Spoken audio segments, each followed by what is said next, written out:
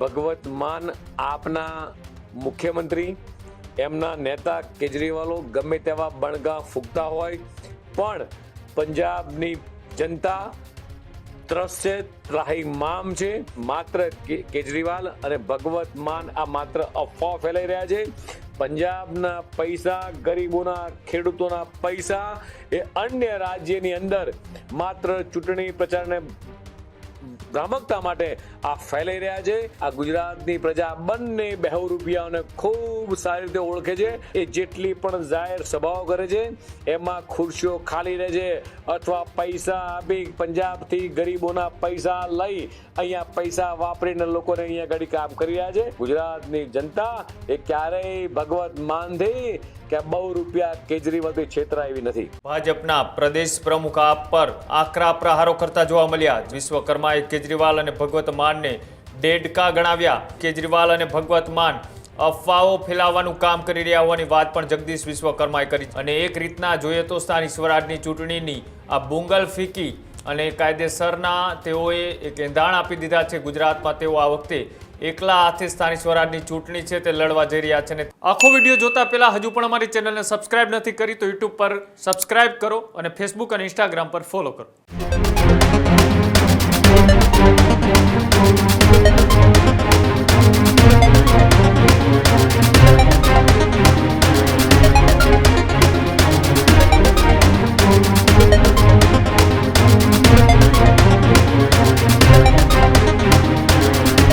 સ્થાનિક સ્વરાજની ચૂંટણી ગુજરાતની અંદર નજીક આવી રહી છે ત્યારે હવે રાજકીય પાર્ટીઓના વાર પલટવારની રાજનીતિ છે તે શરૂ થઈ ચૂકી છે। ભાજપના પ્રદેશ પ્રમુખ આપ પર આકરા પ્રહારો કરતા જોવા મળ્યા। જગદીશ વિશ્વકર્માના અરવિંદ કેજરીવાલ અને ભગવત માન સામે પ્રહાર। વિશ્વકર્માએ કેજરીવાલ અને ભગવત માનને ડેડકા ગણાવ્યા। પંજાબના ખેડૂતો પારના અત્યાચાર આખા દેશ જાણે છે આવી વાત જગદીશ વિશ્વકર્માએ કરી। સાથે જ ખેડૂતોના ટેકાના ભાવમાં ખરીદીના રૂપિયાથી દેશમાં માર્કેટિંગ કરતી હોવાના પણ આક્ષેપ લગાડવામાં આવ્યા। સાથે જ કેજરીવાલ અને ભગવત માન અફવાઓ ફેલાવવાનું કામ કરી રહ્યા હોવાની વાત પણ જગદીશ વિશ્વકર્માએ કરી। જે રીતના એ દિલ્હીના પૂર્વ મુખ્યમંત્રી અને પંજાબના મુખ્યમંત્રી ભગવત માન જેઓ ગુજરાતના પ્રવાસે છે, ગુજરાતમાં અલગ અલગ જગ્યાએ તેઓએ સભા કરી અને એક રીતના જોઈએ તો સ્થાનિક સ્વરાજની ચૂંટણીની આ બુંગલ ફીકી અને કાયદેસરના તેઓએ એક એંધાણ આપી દીધા છે। ગુજરાતમાં તેઓ આ વખતે એકલા હાથે સ્થાનિક સ્વરાજની ચૂંટણી છે તે લડવા જઈ રહ્યા છે અને તેની જ વચ્ચે હવે વાર પલટવારની રાજનીતિ છે તે શરૂ થઈ ચૂકી છે। સાથે જ જે આમ આદમી પાર્ટી એ ખેડૂતો અને અલગ અલગ મુદ્દાઓને લઈ જે રીતની વાતો કરતી હોય છે તેની સામે ભારતીય જનતા પાર્ટીના પ્રદેશ પ્રમુખે સીધા જ એ ભગવત માન અને અરવિંદ કેજરીવાલ ઉપર પલટવાર અને પ્રહાર કરતા શું કહ્યું આવો તે પણ જોઈએ કે પંજાબની અંદર ખેડૂતો ઉપર જે અત્યાચાર થઈ રહ્યા છે, ખેડૂતો પર જે લાઠીચાર્જ થઈ રહ્યો છે એ માત્ર પંજાબના ખેડૂતોએ જોયો છે એવું નહીં, આખા દેશના મીડિયાના માધ્યમથી દેશની 140 કરોડ જનતાએ જોયું છે કે ભગવત માન આપના મુખ્યમંત્રી એમના નેતા કેજરીવાલો ગમે તેવા બણગા ફૂંકતા હોય પણ પંજાબની જનતા ત્રસ્ત ત્રાહિમામ છે અને ખેડૂતોના ટેકાના ભાવની ખરીદીના રૂપિયાથી એ દેશની અંદર માર્કેટિંગ કરવા નીકળ્યા છે।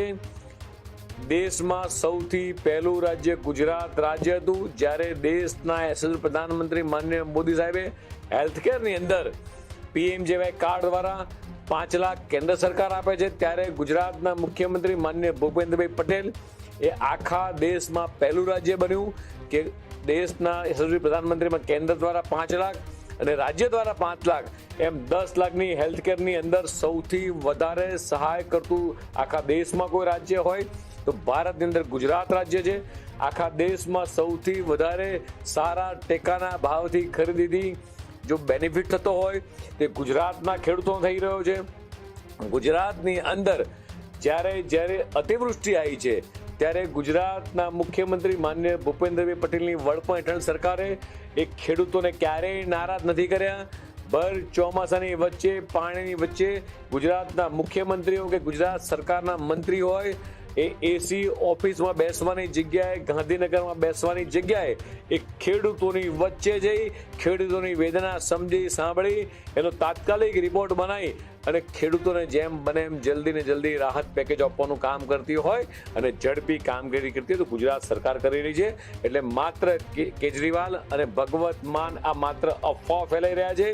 પંજાબના પૈસા, ગરીબોના, ખેડૂતોના પૈસા એ અન્ય રાજ્યની અંદર માત્ર ચૂંટણી પ્રચારને ભ્રામકતા માટે આ ફેલાઈ રહ્યા છે. એમને ક્યારેય ગુજરાતની પ્રજા સ્વીકારશે નહીં. આ ગુજરાતની પ્રજા બંને બહુરૂપિયાઓને ખૂબ સારી રીતે ઓળખે છે. આ બંને બહુરૂપિયાઓને દિલ્હીની જનતાએ જાકારો આપ્યો છે. આગામી દિવસોની અંદર સ્થાનિક સ્વરાજની ચૂંટણીમાં પણ એ ગુજરાતની જનતા એમને ક્યાંય પગ નહીં મૂકવા દે. એ જેટલી પણ જાહેર સભાઓ કરે છે એમાં ખુરશીઓ ખાલી રહે છે અથવા પૈસા આપી પંજાબથી ગરીબોના પૈસા લઈ અહીંયા પૈસા વાપરીને લોકોને અહીંયા ઘડી કામ કરી રહ્યા છે.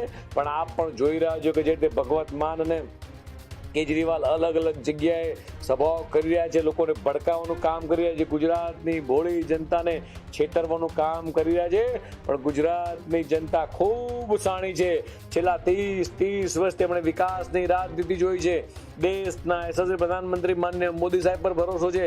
ગુજરાતની ભારતીય જનતા પાર્ટીની સરકાર ઉપર માનનીય ભૂપેન્દ્ર પટેલ પરનો ભરોસો છે.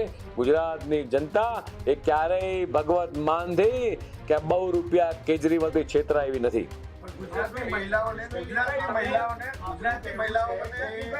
બેંક એકાઉન્ટમાં 1,000 રૂપિયા આપવાનો વાયદો કર્યો છે કે ગુજરાતની મહિલાઓને બેંક એકાઉન્ટમાં સીધા 1,000 રૂપિયા આપશે. આમાંથી તમે કેજરીવાલને ભગવત માનને પૂછજો કે તમે જ્યારથી સરકારમાં આવ્યા એના કરતાં વધારે વર્ષથી ભારતીય જનતા પાર્ટીની સરકાર એ ગુજરાતના શાસનમાં છે અને 450 કરતાં વધારે અલગ અલગ સમુદાયવાદ, SC, ST, OBC, જનરલ કેટલી યોજનાઓ છે.